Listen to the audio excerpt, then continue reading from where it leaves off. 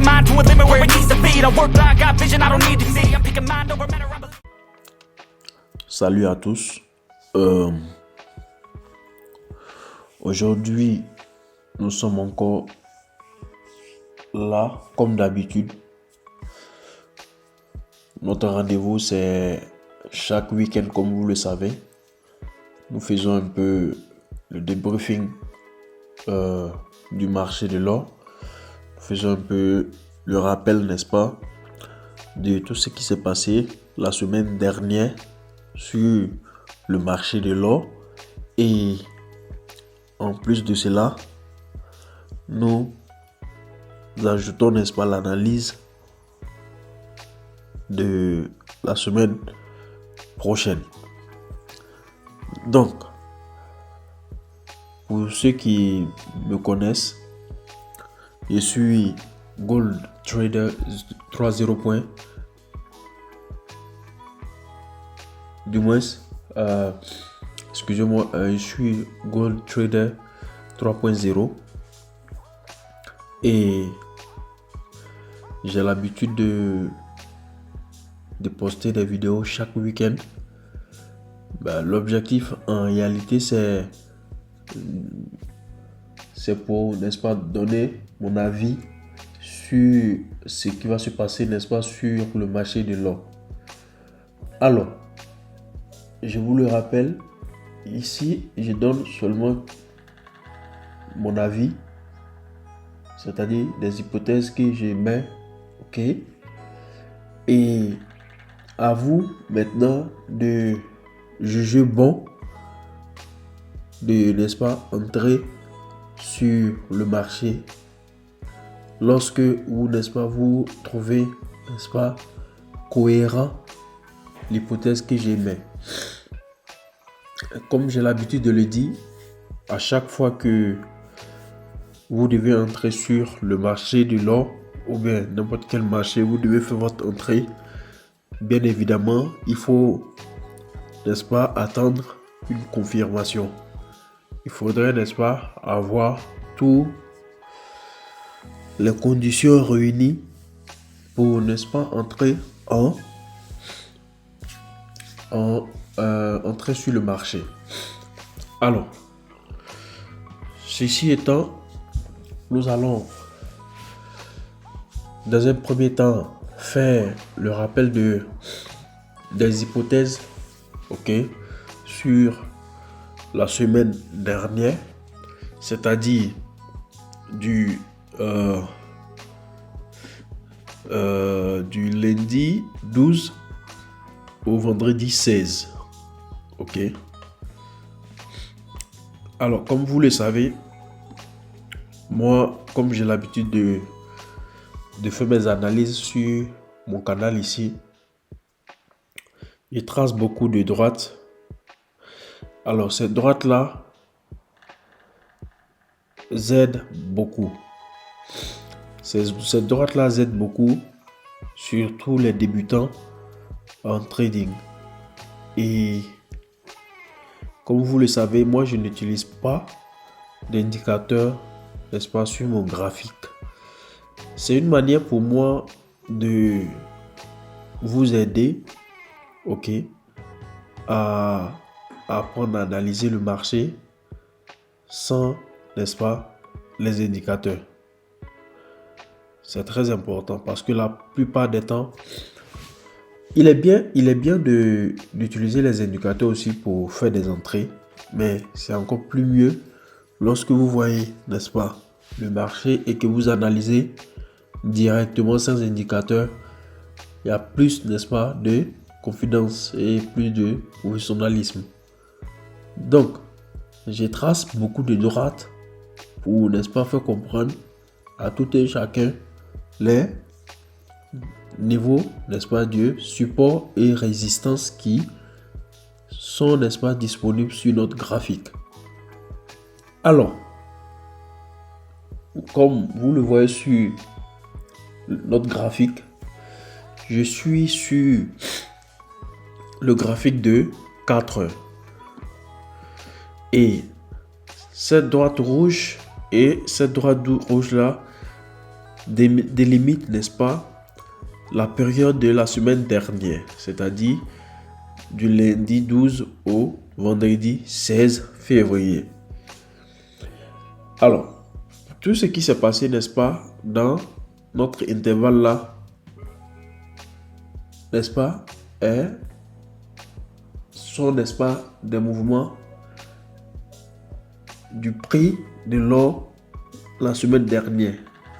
Alors, de façon générale, lorsqu'on regarde le schéma, automatiquement, on comprend que il y a eu un mouvement vers le bas. Il y a eu un grand mouvement vers le bas la semaine dernière. Alors, ce mouvement-là s'est produit du lundi et, n'est-ce pas, jusqu'au au mercredi à 11h. Ok, donc 3 jours.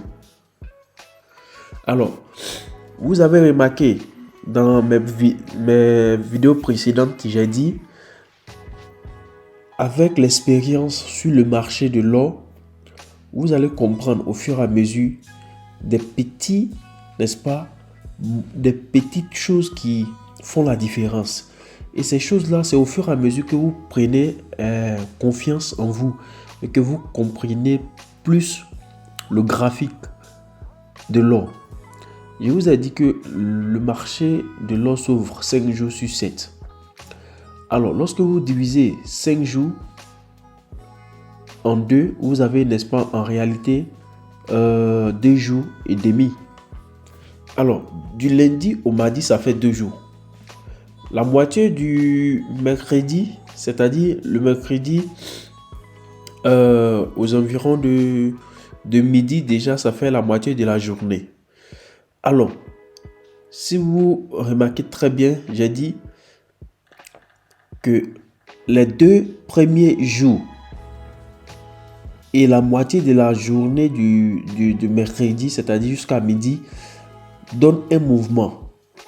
Et la plupart des temps, la moitié des 2 autres journées, c'est-à-dire la moitié du lundi et la moitié du mercredi, c'est-à-dire de midi jusqu'à 23h par là, et le jeudi et vendredi sont des jours qui, n'est-ce pas, sont contraires à ce qui s'est passé les 2 jours précédents. Si vous vous souvenez très bien. Si vous vous souvenez très bien, j'ai dit cela. Alors, vous allez remarquer ici. Je vais... excusez-moi, je vais faire... Non, un instant. Ok, ici. Donc, ici. Jusqu'ici. Ok. Je vais écrire 2 jours et demi. 2 jours. Ok. 2,5 jours, c'est-à-dire 2 jours et demi de l'ouverture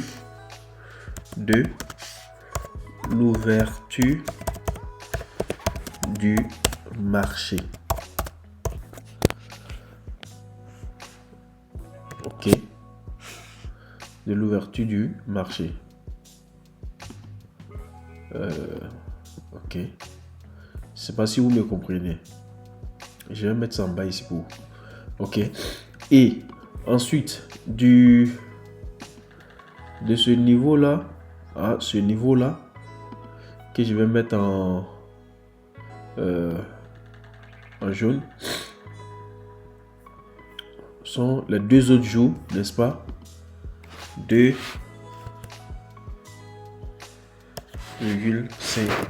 jours.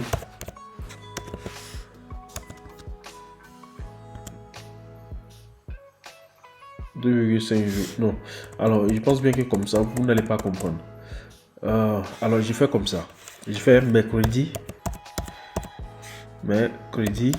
Ok. 2 de midi. Ok. De midi. De midi. Ok. De midi au vendredi. Vendredi à, disons, 23h00. Ok. 23h00. Ok, mettons comme ça pour que les gens puissent comprendre. Ok, ici,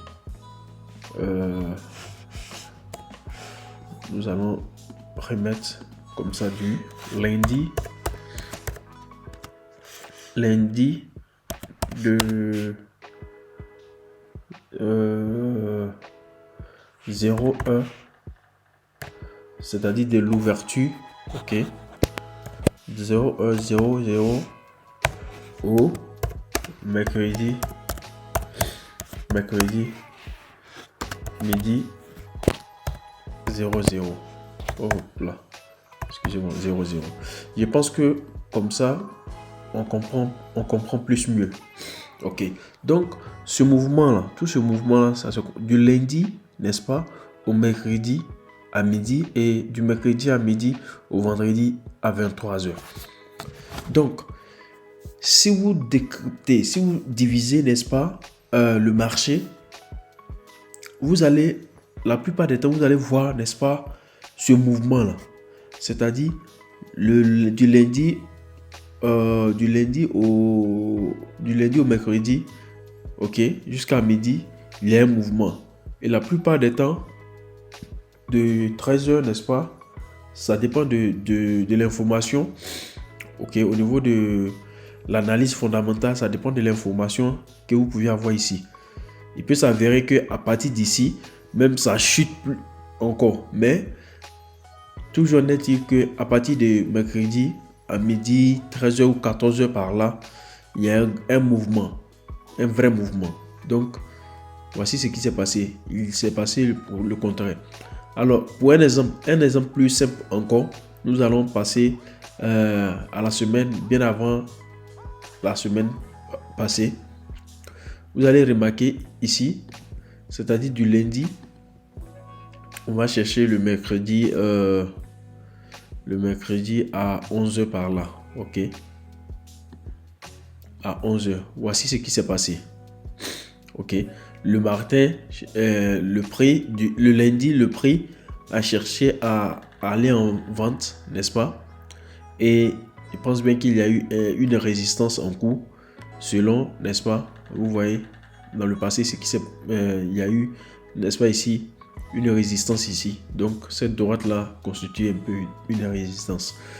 Et donc, il y a eu ce mouvement-là. Notre objectif, c'est d'attendre, ok, que peut-être dans la foulée, ok, c'est-à-dire les autres périodes, c'est-à-dire du mercredi midi jusqu'au vendredi, ok, à 23h, qu'il y ait le contraire de ce qui s'est passé, n'est-ce pas,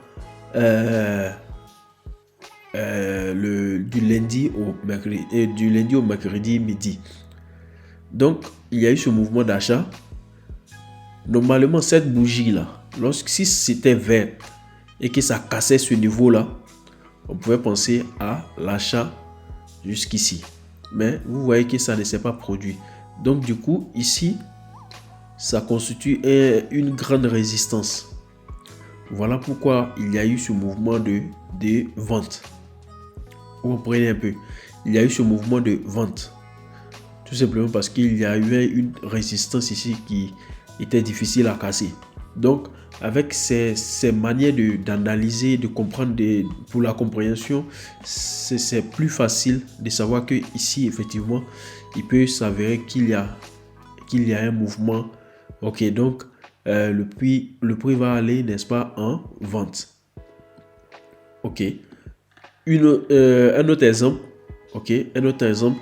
Ici encore, cette semaine-là, vous voyez, ici, le lundi, le marché s'ouvre. On va chercher le mercredi à 11 heures, ok.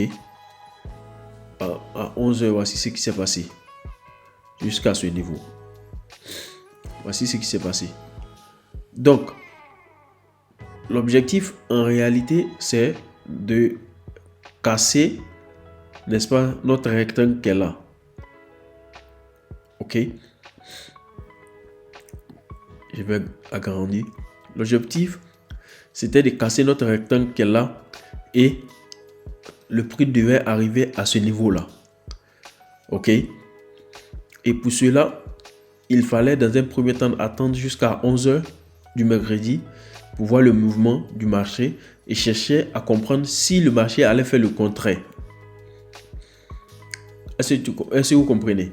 Donc ici, le mercredi, à 11 heures, voici jusqu'où le prix est arrivé. Donc, puisque le marché ne s'est pas fermé sur cette résistance, il y avait encore de l'espace pour qu'il y ait un mouvement jusqu'à, n'est-ce pas, à ce niveau. Vous me comprenez? Voilà pourquoi lorsque le prix avec cette bougie a touché ce niveau-là, automatiquement, qu'est-ce qui s'est passé après? Il y a eu, n'est-ce pas, comme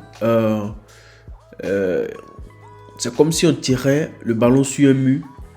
Ok, un exemple très très simple, on tirait le ballon sur un mur et ça faisait rebond. Donc le rebond, c'est le résultat qui est là. Donc on tire, ça n'arrive pas à casser le mur et ça redescend. Oh, excusez-moi, j'ai bougé mon truc, je ne sais même plus à quel niveau ça se trouvait. Bon, ce qui est sûr, dans ces temps-ci là, je dois effacer tous ces droites là et redessiner d'autres.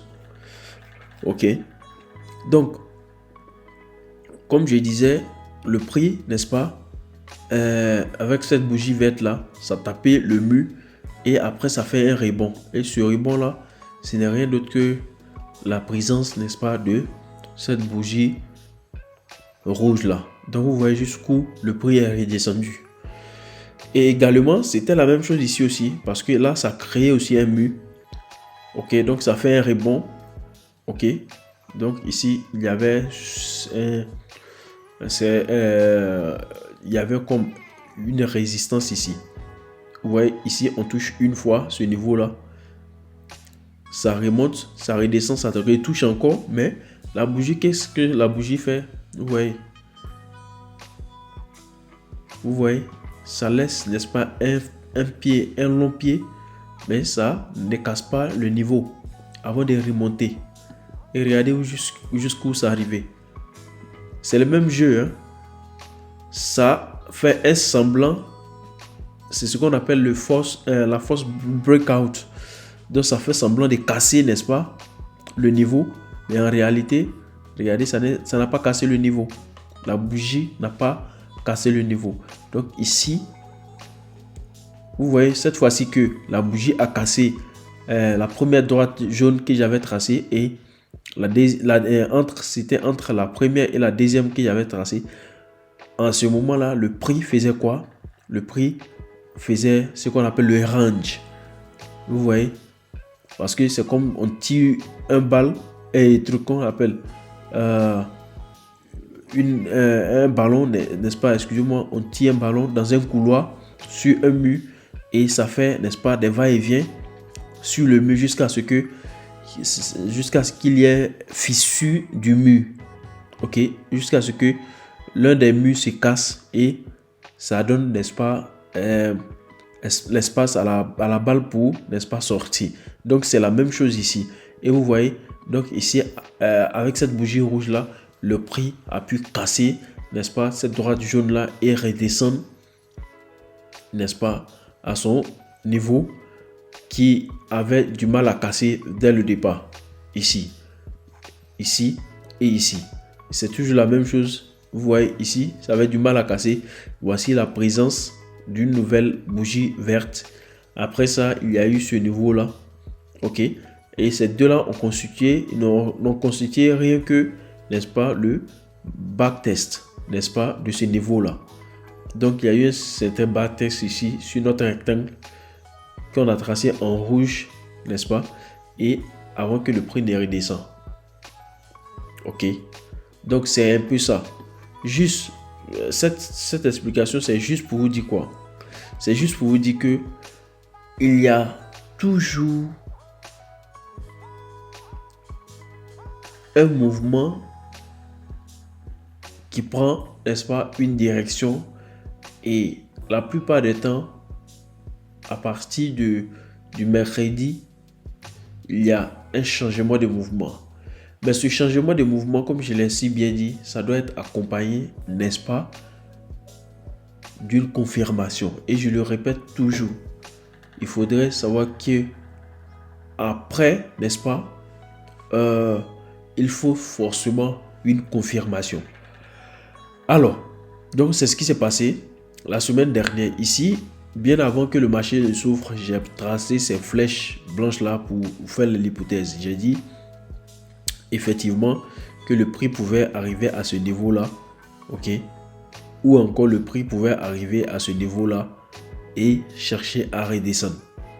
Maintenant, si jamais le prix cassait cette droite verte qu'il avait tracée là, ça allait chercher, n'est-ce pas, la hausse. Mais malheureusement, vous voyez ici que le prix n'a pas cassé, n'est-ce pas, la droite. Donc, automatiquement, l'hypothèse de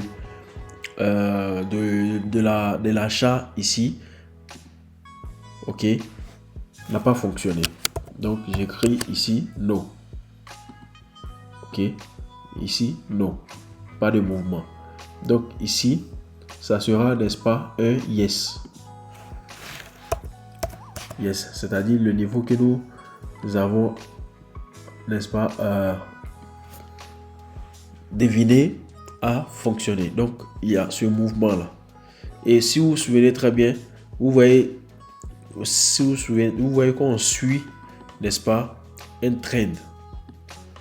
Vous voyez, c'est-à-dire entre ce niveau-là, ok, et ce niveau-ci, ok, vous voyez qu'on suit un trend. Donc, lorsque j'ai cherché à entrer ici, l'objectif premier, c'était la première des choses, sortir à partir d'ici. C'était mon premier take profit. Et mon deuxième take profit allait être à ce niveau-là. Voyez-vous? Donc, c'était un peu cela. Ça, c'est ce qui, en réalité, s'est passé la semaine dernière. Alors, pour ce qui concerne la semaine prochaine, alors comme j'ai l'habitude de le faire, je vais dans un premier temps chercher, n'est-ce pas, à délimiter ma semaine. Donc, je commence à partir du lundi 19 février, je vais chercher vendredi 23. Ok? Vendredi 23 février. Donc, tout ce qui va se passer sur le marché sera, n'est-ce pas, dans cette zone-là. Alors, comme vous pouvez le constater, que la bougie de la semaine dernière a fini en rouge. Ok? Et ici, nous avons une bougie verte qui a cassé, n'est-ce pas, notre niveau. Mais bien avant, la première des choses que j'aimerais que vous fassiez, c'est de toujours chercher, n'est-ce pas, à savoir à quelle couleur la bougie de la semaine, n'est-ce pas, présente. Ici, comme vous pouvez le constater, la bougie de la semaine passée est rouge. Et cette bougie-là a fait quoi? A cassé déjà ce niveau-là. Ok? A cassé ce niveau-là. Donc, nous, en voyant déjà ce schéma-là, dans notre esprit, la probabilité qu'il y ait, n'est-ce pas, vente la semaine prochaine est aussi grande. Mais bien avant cette confirmation, regardez très bien la bougie de un jour. Ok, sur le graphique des jours, vous voyez que c'est fini en 20, 20, 2, 20. Mais bien avant, 3 jours auparavant, nous avons eu un doji. Et vous le savez très bien, avec doji, n'est-ce pas, il y a un changement de mouvement. Donc après ce doji là, n'est-ce pas, il y a, n'est-ce pas, ce mouvement là. Alors, ce mouvement là, c'est clair qu'il peut, n'est-ce pas, avoir achat, ok, dans un premier temps. comment est-ce que je vais changer sur... Voilà, ok. Donc, je vais revenir en 4 heures.